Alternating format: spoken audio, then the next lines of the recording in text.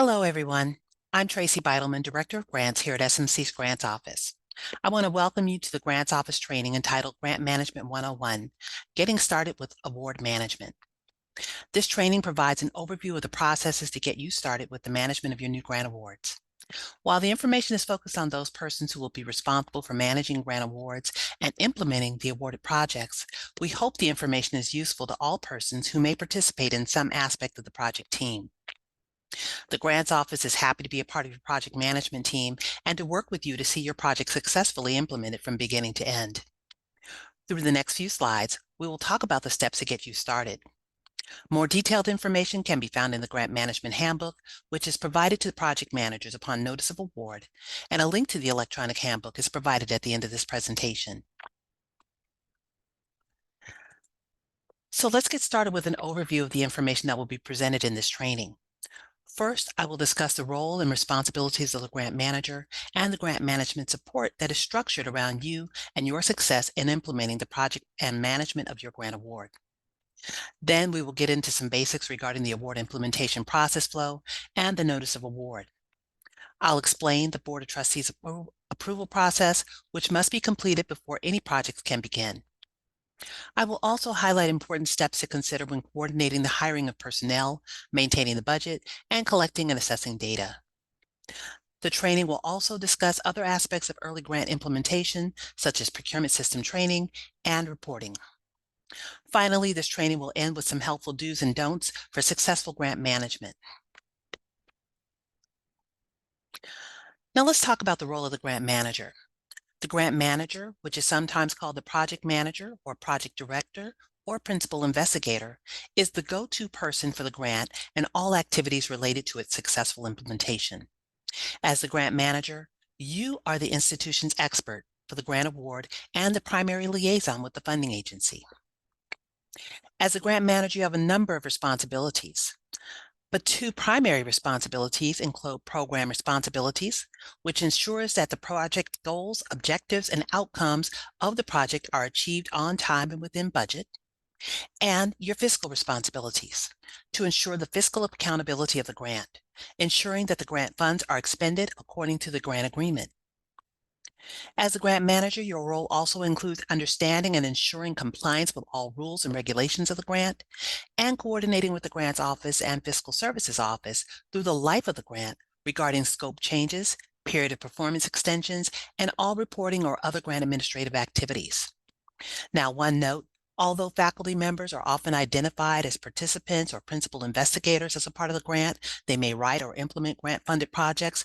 An administrator is required for the day-to-day oversight of the grant-funded program. This includes the regular project status and financial reporting as required. An administrator may include a project manager, a dean, a vice president, or other district managerial role. The administrative personnel should have been identified during the grant approval process phase of the proposal development. Ultimately, the grant manager is the person responsible for collaborating with project participants, fiscal services, campus stakeholders, and initiates the primary communication with the funding agency. Now, though grant managers are the grant experts, they have a robust support system to ensure the project outcomes of the award are achieved. This slide shares what that support system looks like. The Grants Office provides technical assistance to grant managers throughout the life of the grant and will assist with continuation applications or new funding as needed. The Fiscal Services Office reviews and processes all grant expenditures and assures that the grant remains compliant with internal and external audit requirements. The Program Officer, this is the college's primary point of contact with the funding source. The Procurement, Contracts, and Logistics Office obtains materials, equipment, and services in compliance with state statutes, as well as the college's policies and procedures. And the Institutional Research Office assists with identifying an external project evaluator if necessary, collecting and assessing grant data, and assisting in any other data-related requirements for the grant. These are just a number of your support systems, and they're not all inclusive, but they help you to implement your grant-funded project, and they will assist you throughout the period of performance.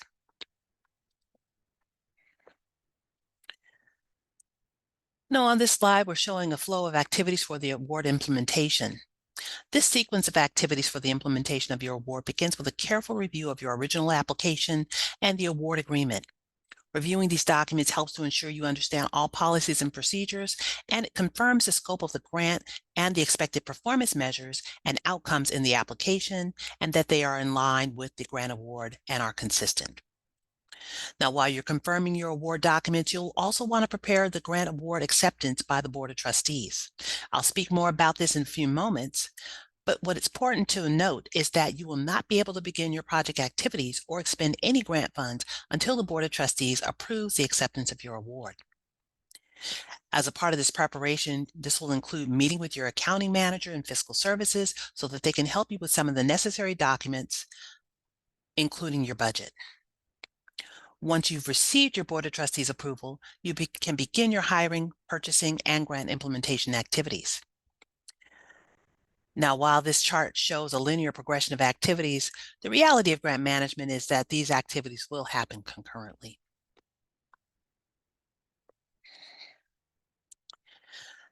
Now, a moment ago, I mentioned familiarizing yourself with the details found in the Notice of Award. This is a crucial first step in the grant implementation.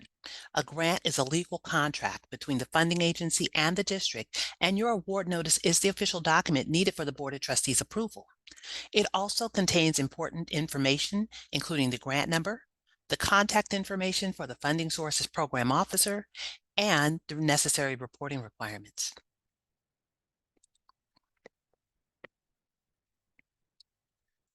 Now, the Board of Trustees approval is necessary before any grant activities can begin. This slide shows you what those steps entail to put your package together for Board of Trustees acceptance.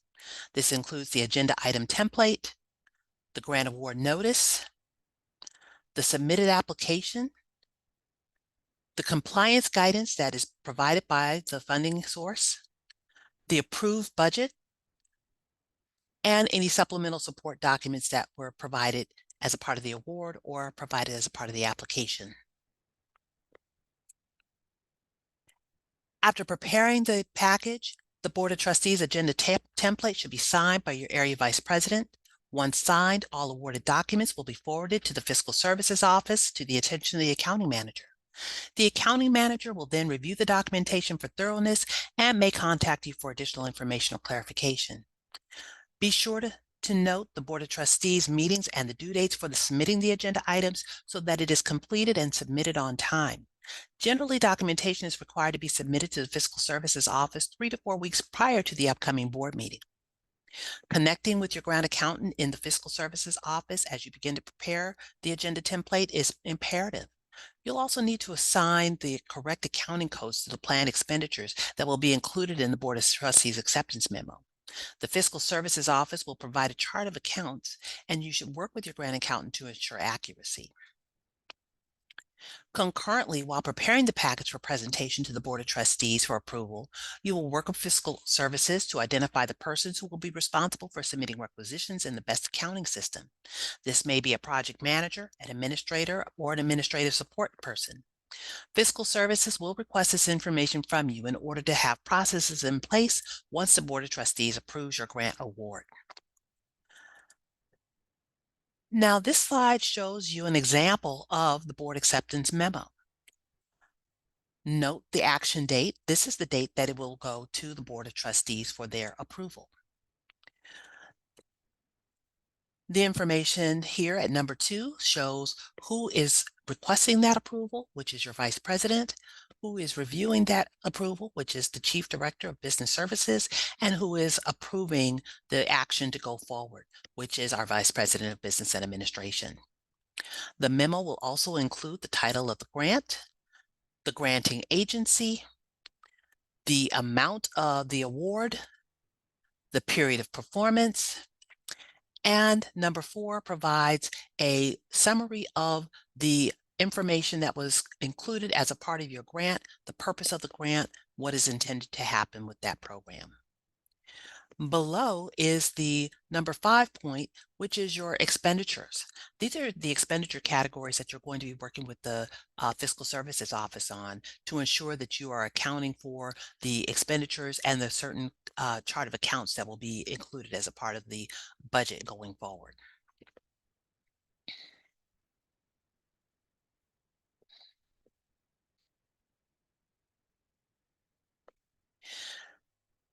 Now, coordinating your grant management activities.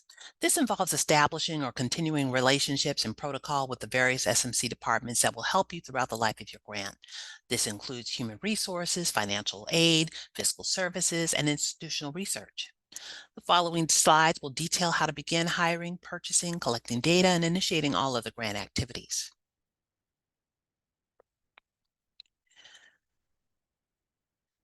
Now, in terms of identifying staff for hiring, you'll want to coordinate with resources early in the process. If your grant requires the hiring of a project manager or other staff, this process may take time. Please note that project manager positions are temporary in nature and are based on the needs of the specific grant award. If you're seeking a classified staff, you will need to coordinate with the Personnel Commission. Since classified staff are considered permanent and the grant has a period of performance ending date, you will need to discuss what was budgeted in the grant and how to accomplish your personnel needs. In addition to project managers, faculty who may be serving as principal investigators may be seeking release time or stipends during the grant period. You will need to coordinate with your area vice president or grant administrator. For new staff, you will need to prepare and submit a personnel and budget augmentation request, or what we refer to as a PBAR, to begin the hiring process. For persons working on the grant, you will need to complete time and effort reports and submit them to Fiscal Services Office. We'll take a look at a sample of this document in a few slides. Time and effort reports are required for all staff who work on the project, including salaried employees, hourly assistants, student workers, and in-kind volunteer support. These reports account for the time expended on grant activities by the budgeted personnel. Additional information is also going to be included on this in the Grant Management Handbook.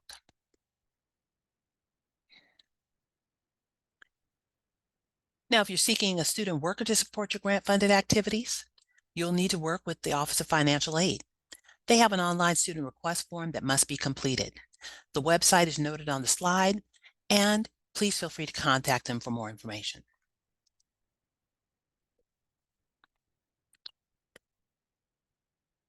Now, you're going to regularly be working with Fiscal Services. You will have already been communicating with them as you're receiving your Board of Trustees approval, but your grant accountant will continue to assist you by maintaining an accurate budget. As a project manager, you will develop two budgets for your project, one that adheres to the line items identified by the funding source, and the other that follows the institutional format. Remember those expenditure codes that were identified in the Board of Trustees memo. It is essential that you, as the grant manager, understand the differences between the budget that is included in the grant application and reported to the program officer, and the budget that is submitted to the college's fiscal services office and included in the college's annual operating budget. It's the grant manager's job to monitor both of those budgets. As I mentioned a moment ago, as a part of the budget monitoring, this also includes time and effort reporting, and this is one of the important responsibilities a grant manager has as it is related to ensuring that the time and effort is reported and fairly for those who are being compensated. And so this slide shows a sample of the time and effort reports. Again, this documents the amount of time that each staff person spends working on a particular project, and it compares this allocation with the amount of time stated in the individual's contract and billed to the funding source. Please work with Fiscal Services regarding these reports.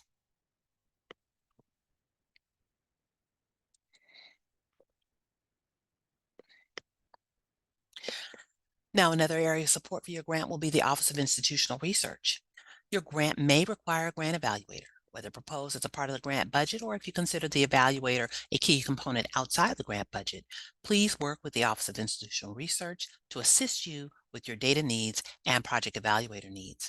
One of the best resources for finding qualified evaluators locally, regionally, or nationally is the Evaluation Center at Western Michigan University.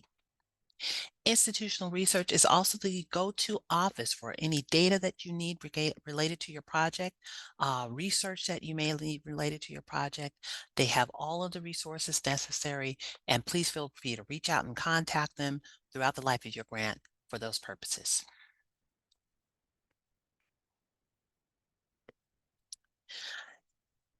And one of the other steps in implementing your project is initiating purchases for awarded equipment, services, or other project activities. The grant manager must authorize the purchase of resources necessary to implement these activities. And so one way of doing that is through the BEST accounting system. The person who will be entering requisitions must be an authorized user in the BEST accounting system. BEST stands for Business Enhancement System Transformation, and it is the system that we use to purchase all services and equipment. It requires that the person be trained online before they are approved to be users in the system. Now, as I already mentioned, as you prepare your Board of Trustees acceptance memo and provide all of the supporting documentation to the Fiscal Services Office, you will also provide the names of the persons who will be responsible for submitting requisitions in the BEST system, approving the requisitions, and approving the invoices. So things to consider as you're setting up the internal processes for your project. Who will enter the requisitions for the grant? Is that person already an authorized user in the BEST system? Who is the manager that will approve all of the requisitions and subsequent invoices? Which vice president will approve requisitions and invoices? And so this next slide provides a little snapshot of what we just talked about. When you're talking about who will submit requisitions, this is going to be the grant manager or the lead administrator or the administrative assistant that will submit the requisitions in the BEST system. Who will approve the requisitions? That would be the direct supervisor, the administrator, maybe the area vice president, or it could be accounting. Once you've submitted those requisitions into the BEST system, there's a procurement process that will occur. That requisition will then be converted into a purchase order once a contract is executed. Upon execution of that purchase order, you will be able to receive your services or your equipment or items that you need for your grant or project. Once those items are received, you then receive the invoices for those to say that you actually have received them. Who approves then those invoices? That will be the grant manager, the administrator, or even the area vice president.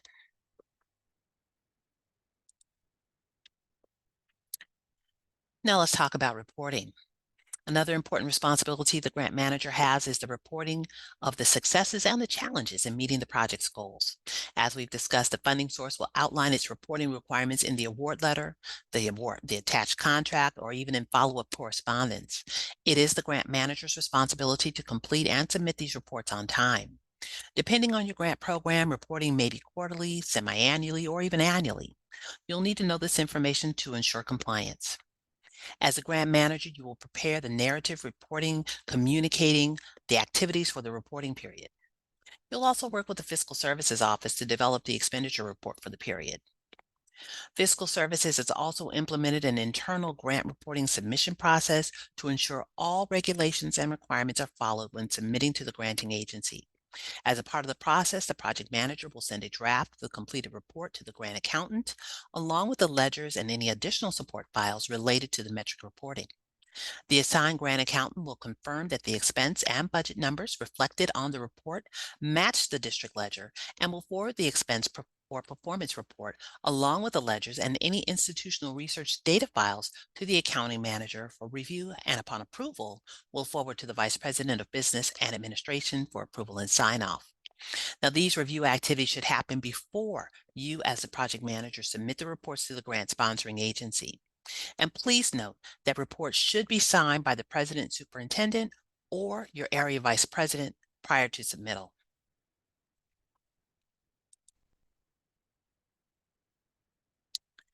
Now, as we're talking about all of the different processes and roles and responsibilities that you as a project manager have, this all leads us to being audit ready. You want to be audit ready at all times. That means you're communicating with your grant accountant and keeping them informed of the correspondence involving fiscal or budget issues throughout the life of the grant. It also means you're keeping thorough records of your transactions, reviewing your budget and expenditures monthly, and meeting regularly with your grant accountant to review your expenditures. You'll want to ensure that if there are expenses that are accidentally charged to the wrong account, that they are addressed and corrected. If there are encumbered expenses that are significantly more or less than actual expenses, you want to find out what those are and correct those as quickly as possible. Any salary expenses that seem too low or too high should also be reviewed and corrected as necessary.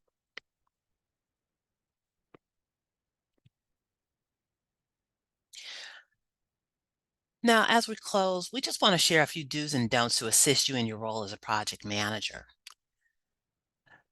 Do carefully read all of the correspondence from the funding source. Pay attention to the due dates and prioritize your grant tasks. Do keep up with the budget. The college will be held accountable for your stewardship. Do ask questions and utilize all members of your grant team. The sheer volume of information can be daunting. A few don'ts. Please don't politic, don't use funding for entertainment, and don't use funding for lobbying or religious activities.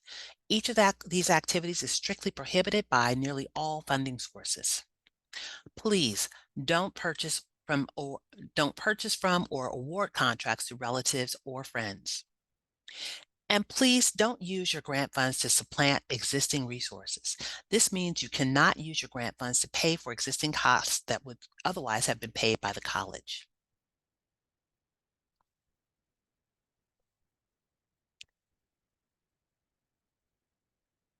So as we close this training, we hope that this information has given you an overview of grant management and your role as a grant manager.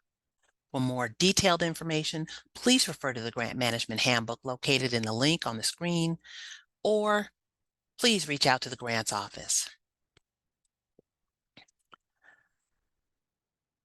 Thank you for attending, and please feel free to reach out to us via phone or email with any questions, or feel free to visit our offices. Thank you.